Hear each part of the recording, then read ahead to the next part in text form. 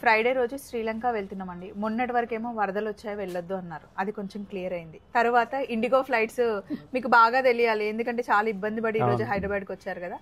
7,000 rupees ఉన్న ticket ఎంత చూపించారండి మీకు? 47,000-48,000 దాకా ఉంది టికెట్. సో అందుకని మీరు ఎలా వచ్చారు మరి? ట్రైనా అంటే ఎక్స్ప్లోర్ చేసాం కానీ బట్ 18 అవర్స్ 19 అవర్స్ మనకి వెయిటింగ్ టైం ఉంది. సో అలాగని చెప్పి ట్రైన్ కొంత ఎక్స్ప్లోర్ చేసాం, అక్కడి నుంచి కొంత ఆన్ రోడ్ వచ్చాము. అలా మిక్స్ అండ్ మ్యాచ్లో మొత్తానికి డెస్టినేషన్ అయితే రీచ్ అయ్యాం. ఇప్పుడు క్లియర్ అయిపోయాయి కదండి ఇండిగో? ఎస్, కొంత క్లియర్ అయింది. మేబీ ఇంకా 2-3 డేస్లో అంటే కపుల్ ఆఫ్ డేస్లో టోటల్గా క్లియర్ అవుతుంది. మాకు ఫ్రైడే రోజు మార్నింగ్ 10:30కి శ్రీలంకకి టికెట్స్ బుక్ చేసుకున్నామండి. అంటే 6 మెంబర్స్ వెళ్తున్నాము.